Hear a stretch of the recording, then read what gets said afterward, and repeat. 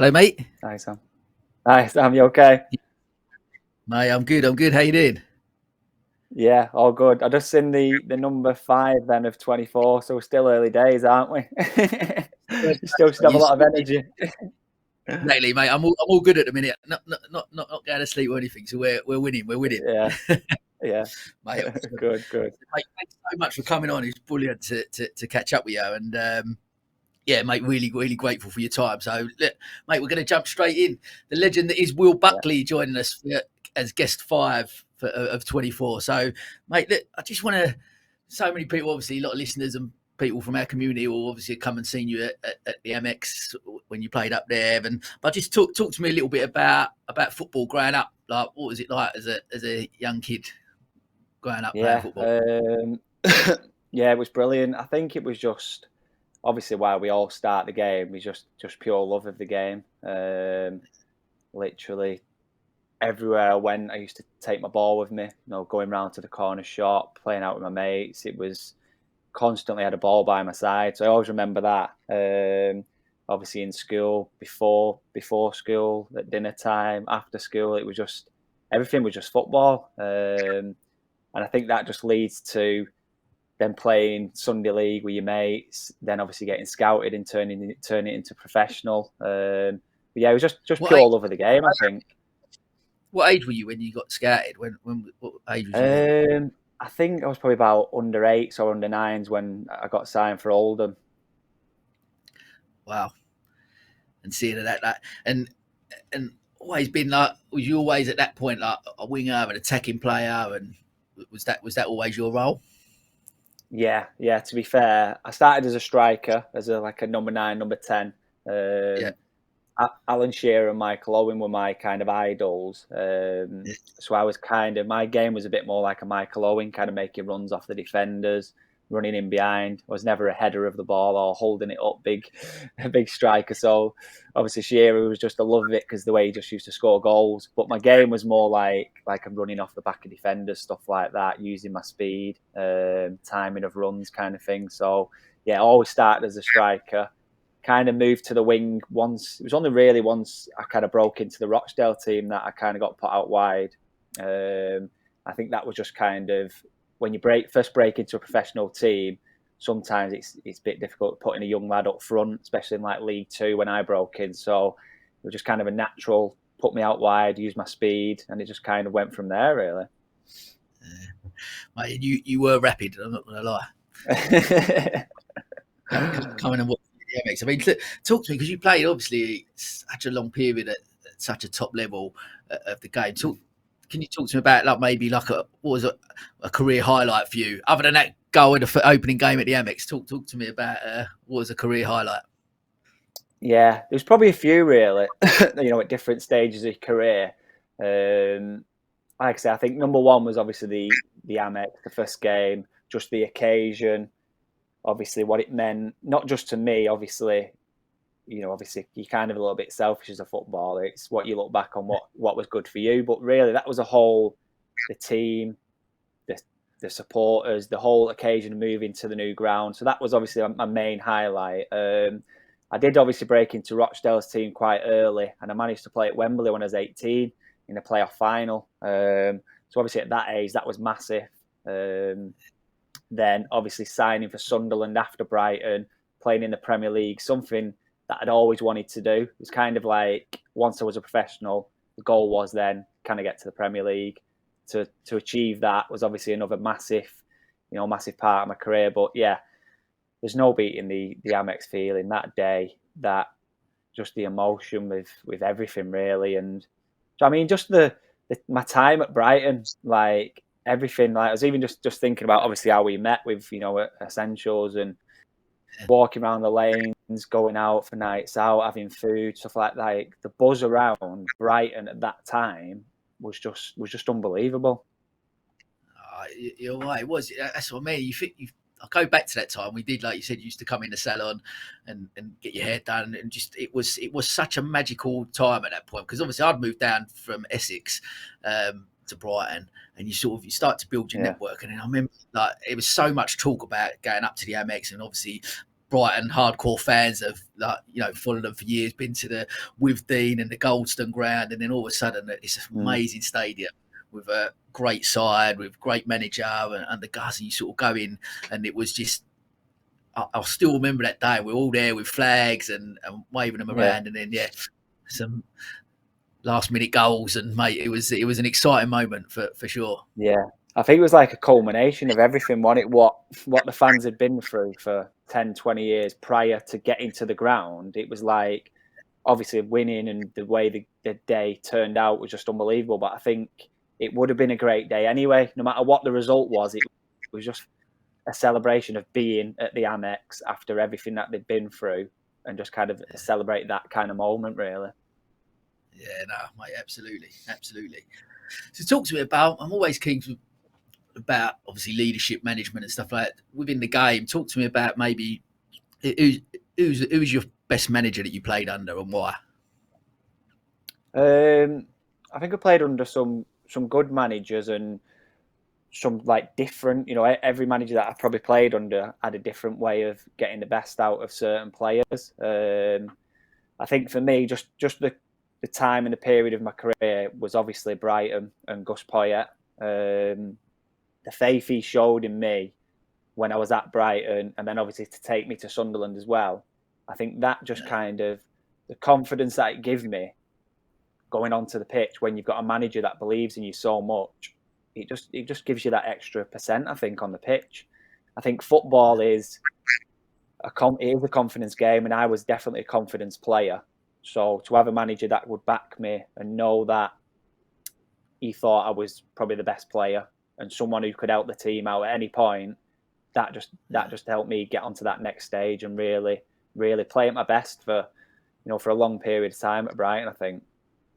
Yeah, I agree.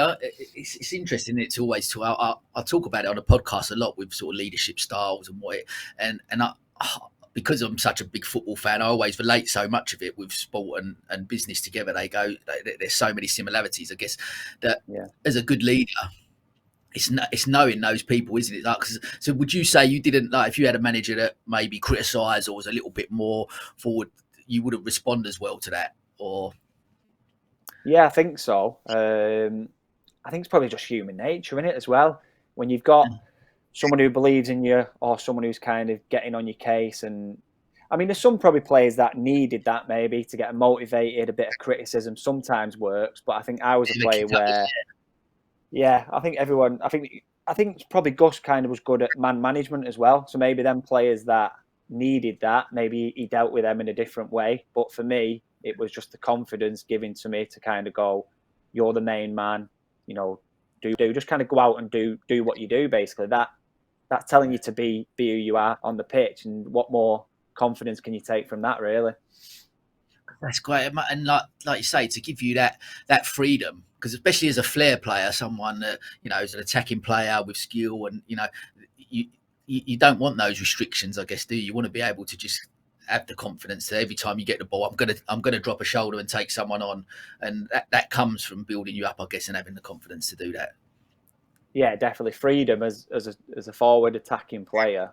I think that's number one in it. You don't want to be kind of going on the pitch with kind of like things in your head, oh, you need to do this, you need to do that. Just kind of go out and play. I think there was one rule with Gus, with kind of me, Luar, Nooney. If the fullback goes forward, you go and track him back. That's it. But most of the time, we had the ball for 90% of the game anyway. So it was just kind of stay up, stay out wide, wait for the ball to come to you, and literally try and terrorise him. That was the instructions for us wingers, really.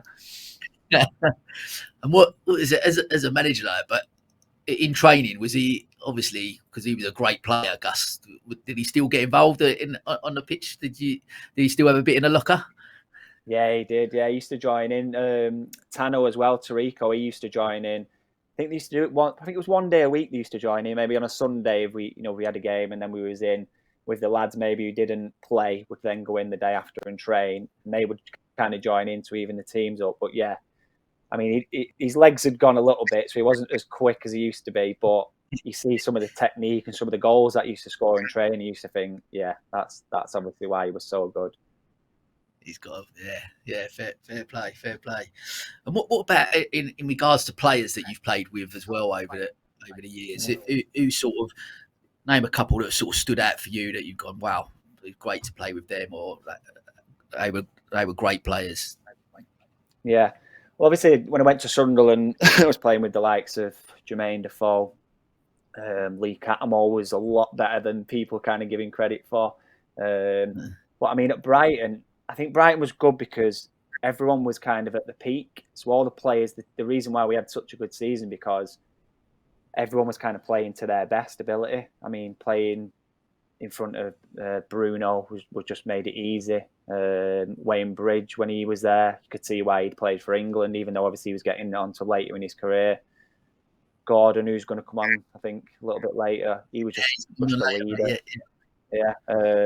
Matthew Upson came in, obviously another ex-England player. Vicente, obviously fans loved him, and he was just come out with just did some outrageous stuff, really. The team at Brighton was probably one of the best players I played with. Yeah, it was strange with Vicente because he obviously suffered from sort of injuries as well, didn't he, a little bit later in his career, but you could tell that sort of like technique, and he come on that pitch, and even if he was on for 30 minutes or 40 minutes, whatever he did, he had an amazing ability, didn't he, in that middle of the park? Yeah, just to slow the game.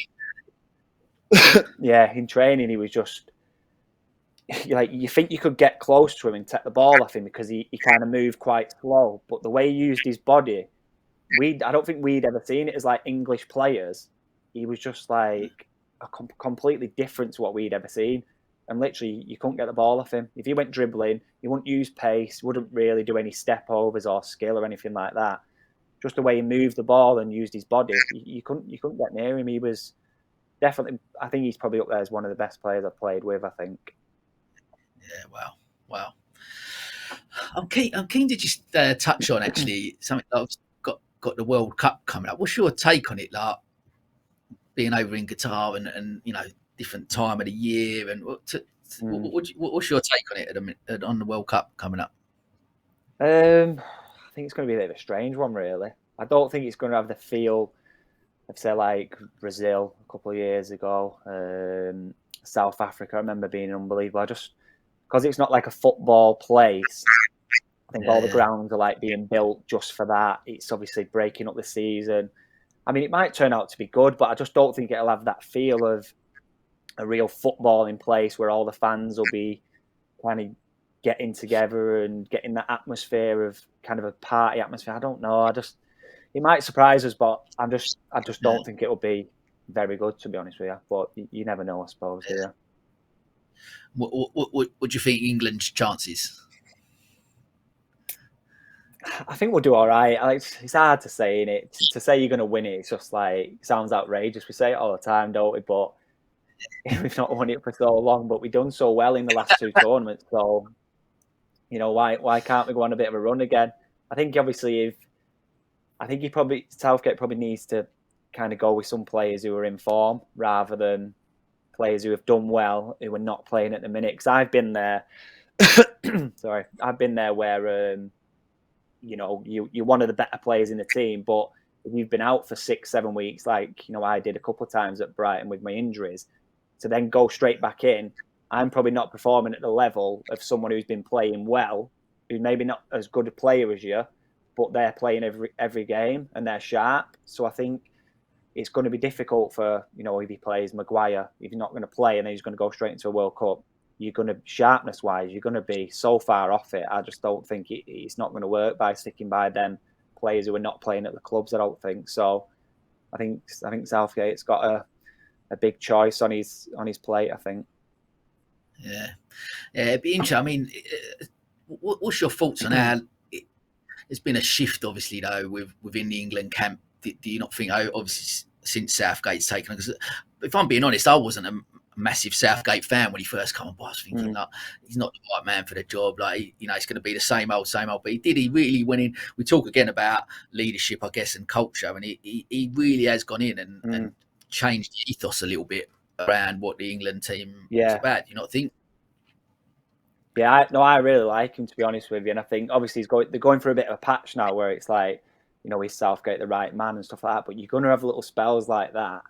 And any football team, any manager is going to have a spell where they have a bit of a blip. Like I say, he changed. I think he changed like the psychology of the team, to be honest with you. I think he's obviously clever and he's worked on things like that, especially what he went through as a player with missing a penalty for England. I think he's probably been through all that and has passed a lot of it down to the group now, which is obviously working well. So a lot of it probably is mindset as well, the way you go into tournaments, the way you react to certain things. How big kind of social media is these days. If you're not mentally strong and know how to deal with certain things, I think you've got no chance these days. So I think he has definitely brought something different into the England team. And yeah, I think he's definitely the right man, and hopefully he can prove it with some kind of win of some sorts. Be nice to get that trophy, mate, wouldn't it? I know, yeah. You see, it seems like we're at least we've got that little bit closer than we have done over the years. Yeah, exactly. It's exciting now, isn't it? And to watch tournaments, you kind of got a little bit of expectation. We kind of had expectation years ago, but we probably shouldn't have had any expectation. But at least now it's warranted, isn't it? So yeah, that's the thing. Me being an optimist as I am, I always got. A massive football fan as I have all my life. You just go every tournament, I come round, you deal with that disappointment, but I believe this time we're going to do it. We're going to do it. Yeah. And you get disappointed, but you do feel like this crop of players maybe, but just the ethos and the way he's, like I say, for me, I think the way he's really come in and change. He's brought a little bit more of a team mentality. It seemed that we'd lost that a little bit. So I guess I go back to '96, and I remember, you look down at, Gaza and, Stuart Pearce and Paul Ince, people like that, and just Shearer, you mentioned earlier, just all leaders. And you looked at it and they was a team, and they went out and they worked as a team. You felt like, they was all there for each other. And I felt like there was a period where we'd lost that in England. Like, it looked like we lost that in the England camp. And I think he certainly seems to have brought that back, I feel. Yeah, definitely. I think there's probably two things with the leadership and kind of the team. And I think the tactics were never there. When they had the kind of the golden generation of Beckham, Scholes, Lampard, Gerrard, unbelievable individual players, but I don't think the tactics were ever there. Where I think Southgate is more of a tactician and has got different ideas about how to kind of win football matches. And I think he'll definitely knows how to get the best out of this group anyway. Yeah, amazing. Mate, I want to talk a little bit about obviously where you are now as well, and a little bit talk to me a little bit about life after football now, where you are and what's happening. Yeah, to be fair, I'm really enjoying it, and I think when you do stop, the pressure kind of drops as well. I don't think you really realise when you're playing how much pressure you're putting on yourself.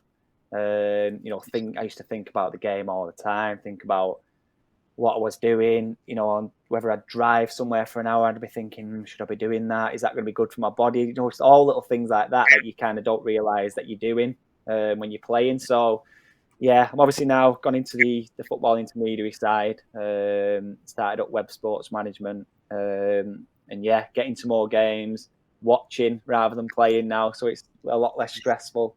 A lot less preparation. Just need to get there at 3:00 or 7:45, so it's easier.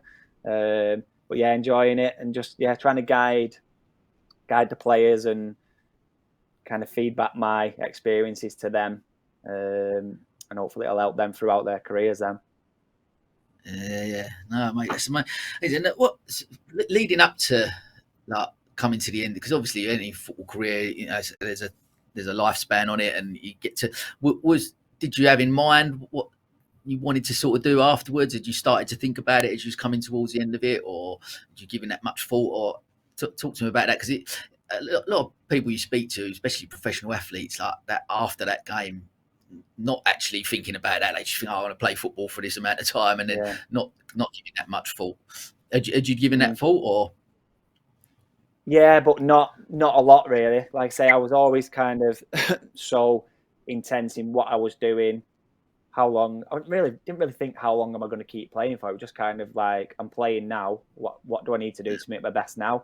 there was always talk, like you hear it throughout your career. Even when you're young, you hear about the older lads talk about what they're going to do after and stuff like that. And I'd always thought about going into the agency. It's the only thought I'd really had, but didn't really take it that serious because I thought, I've still got a long time left in football. But yeah, probably looking back, probably should have planned a little bit sooner and what I was going to do, so it would have been a bit more smoother. But it wasn't really that hard to go into this, so I didn't really need that much planning. But yeah, like you say, when you're playing, your main aim is, I've got a game today, and then you look into the next game, You're not thinking about what I'm going to do when I retire, because always what I do is perform well on a Saturday. So it's kind of that, like I said, I've listened to a lot of podcasts since retiring, and a lot of the mindsets, how people kind of like the top performers look into what they're doing, and none of them are thinking about anything else. It's what am I doing now, and how do I get better at this? And I think I was like that as a player.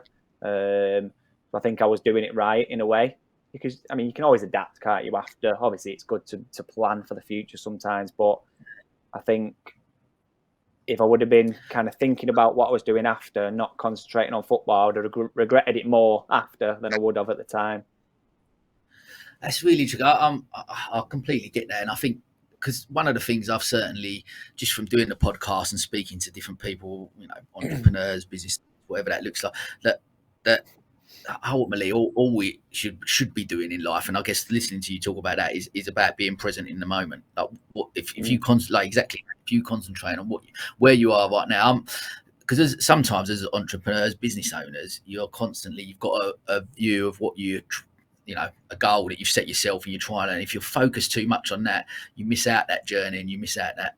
I even talk about it with the kids, like, if I'm there with the kids and want to be present with them at that time, if I'm here having a chat with you, I'm here right now having this conversation, you're present in that moment. That's such a, and I guess as a footballer, like you said, it's a great thing to be able to do, that's all you're concentrating on. Am I going to play Saturday? Am I going to get the best out of it? But with that, because I guess with being a footballer, with being a professional athlete, there's so much structure in your everyday, isn't there? When you eat, sleep, get up and train, and your whole day and your whole week structured around getting the best performance. How has that changed? Obviously, with being now in the business world and stuff like that, have you found that transition difficult, or?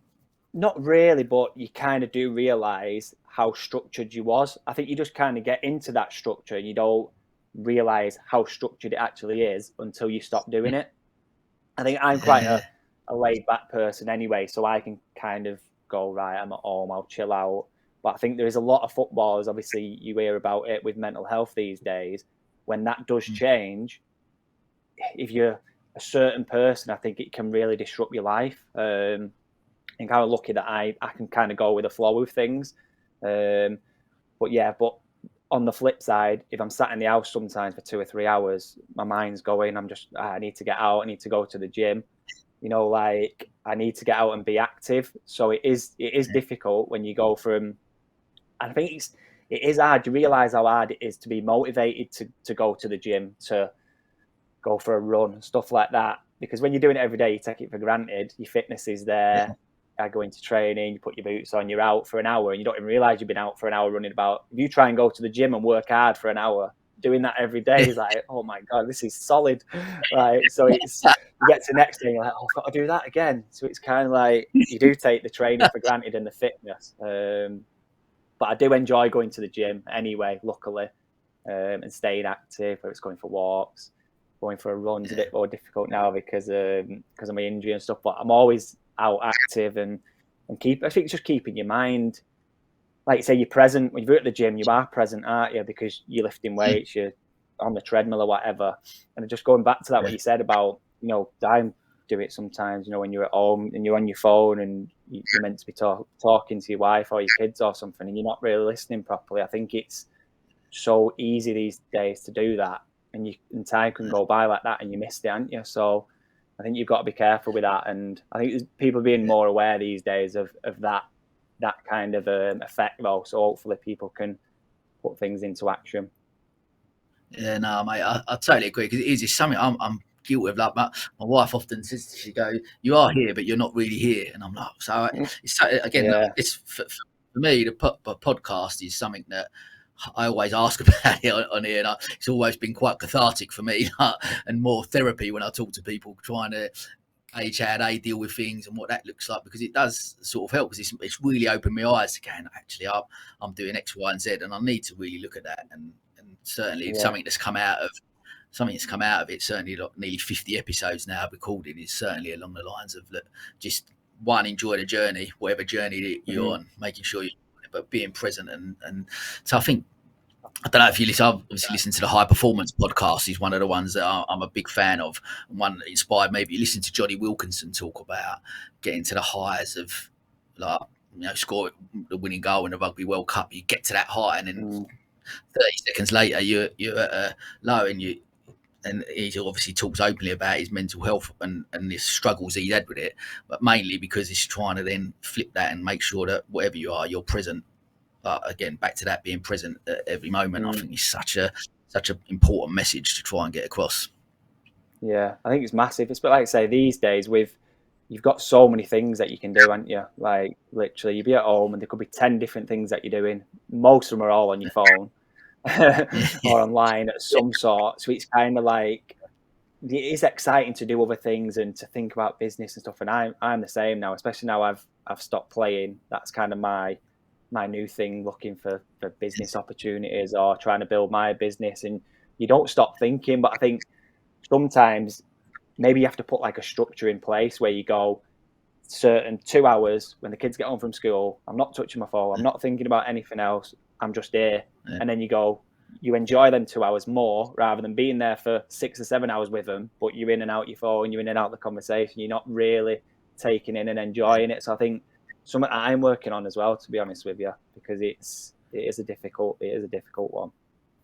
Yeah, I'll get you. To talk to me about what some of the skills that you've learned from, I guess, being a professional athlete, being within the footballing world, from, like I say, from sort of culture and leadership, and what sort of skills have you taken from sport into now obviously running your own business and stuff?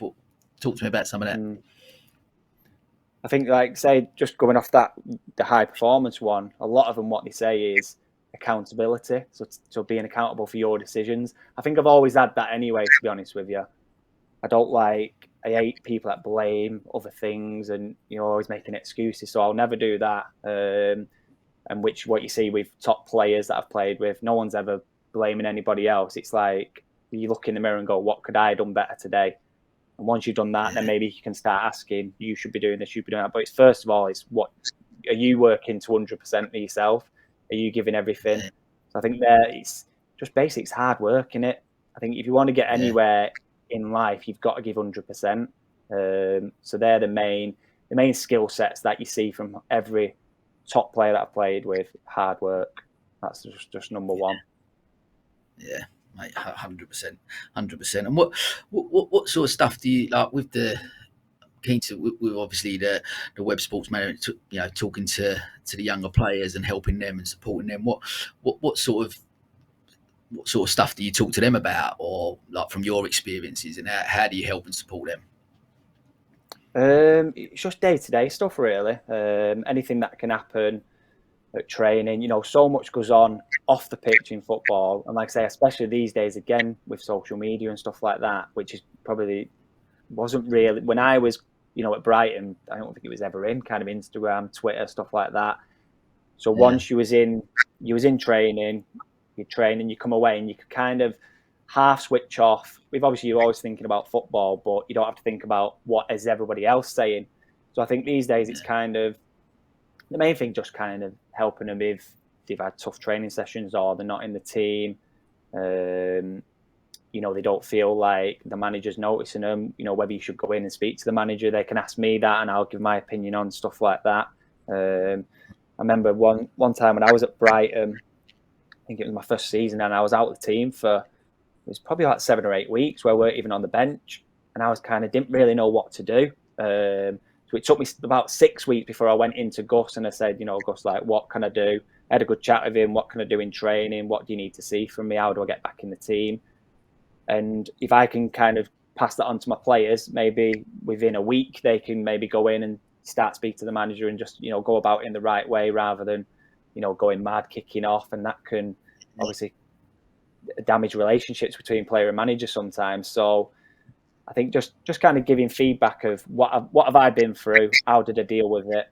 Was it the right thing that I did? Was it the wrong thing? And then just kind of laying that back to them so hopefully they can make up more right decisions than they do wrong ones, really. Love that. And what was how did you feel at them times, like during your career at maybe some lower points where you weren't in the team and stuff like that? What was your mindset around that? Did that affect you a lot, or was it always like, look, I'll just keep working, I'll get back in? What was your mindset around that? Did you have any bad points at periods where I'm just not doing anything? Why I'm not being noticed? Or I think my mindset was always, it made me train harder. If there was any where I weren't giving 100% in a way, if you look back, it gives you that little, if you dropped, what do you need to do to get me back in the team? Does the manager think, why does he think I'm not good enough? And it get me a little bit angry, really. So yeah, just kind of put more effort in. Like say, speak to the manager as well. I think you need to know why you're not back in the team, because there's so much goes on in football. It could be one of 10 things why you're not in the team, whether it's something on the pitch, you might have done something off the pitch that you don't know about. You might not be doing stuff right around the training ground, the way you're conducting yourself. The manager might set the ump with you or something, and because you're easily replaceable in football. That's the problem. There's 2-3 players for every position, and at one club, you could probably flick a coin to see which one plays week in, week out. So it's just making sure you're that person who's playing. What do you need to do? How do you get that little advantage over your teammate to get into the spot where obviously there's only one position for one person to play? So I think, I always, if I was out the game, out the team, you're just probably thinking more about what you need to do and the things that you need to work on to make sure you are in the team next week or further down the line. I'll tell you what is actually interesting listening to you talk over the last 20-25 minutes or so is about one thing that's key, and it sounds like obviously you're helping the other the younger players with as well, is communication, which is something that within a business environment is so important. Like if you've got that open level, like to one, have the ability to go and have that conversation with the manager and be in front of them and just keep that level of communication open, because you know where you stand then, surely. And that's if you're a good people person and you're able to have those you're able to have them conversations, that in every aspect of life, business, sport, whatever that looks like, communication is such a key value, isn't it? Yeah, it makes it obviously easier to get to the point of, in football terms, why you're not playing. Like say in the workplace, it might be why's your boss upset with you? I mean, it goes down to everything, doesn't it? You need to know exactly why. And I think, as a footballer and a young footballer, it was daunting, going in to speak to Gus Poyet and asking him, basically, you're kind of kicking off, why am I not playing kind of thing. So it was a massive thing back then. So I think you just kind of got to go in with a bit of a plan, so you're not going in the wrong way. Just ask the right questions of, like say, why am I not playing? What do I need to do? How can I impress you to get back into the team? Stuff like that. Football's like it's high pressure, and you lose your head sometimes, and you see it in the changing rooms. But that always ends up in negative, because if you say something or out of frustration or something like that, things like that can have a it can end your career at a club sometimes, especially like with even these days, you can go online and tweet something and it can end your career, can't it? So, anything these days, you've got to kind of calm yourself down and think about how you're transferring that over to whoever it'll be, your boss or whoever.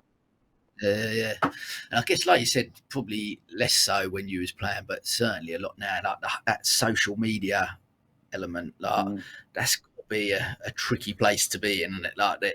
Surely, a lot of clubs obviously got social media things in place and stuff, and like for young players, it's an open book to get in so much trouble, isn't it?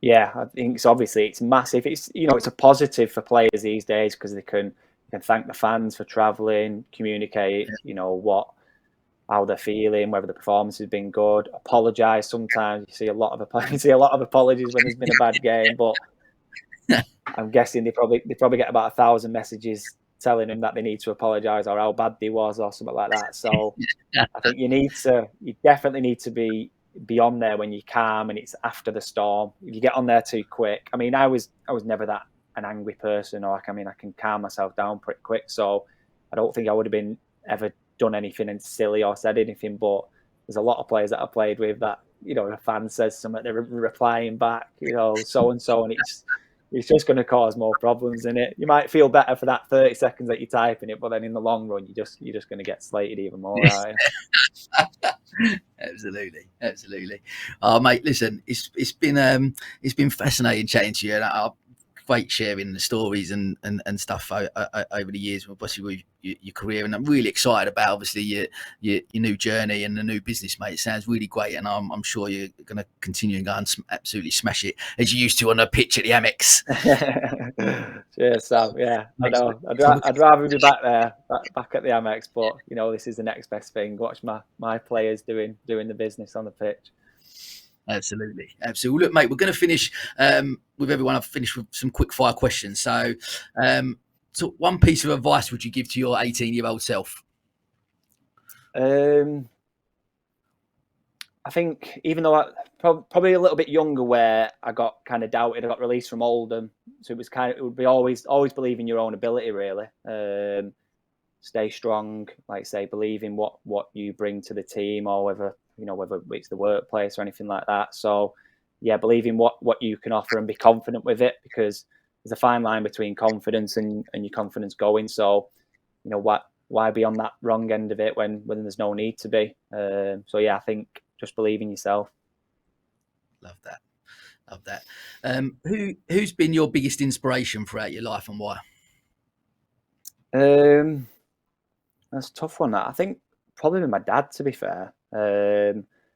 He used to annoy me so much when growing up, because if I had a bad game, he'd be telling me about it, and to be fair, that used to make me angry. It did probably make me used to play better the next game. But yeah, I think my dad's obviously, mum and dad have always been there watching every game. They was at every bloody Brighton game, travelling 4 or 5 hours down. So they were the people that were always there and kind of pushing me to go on and kind of probably get to where I could get to.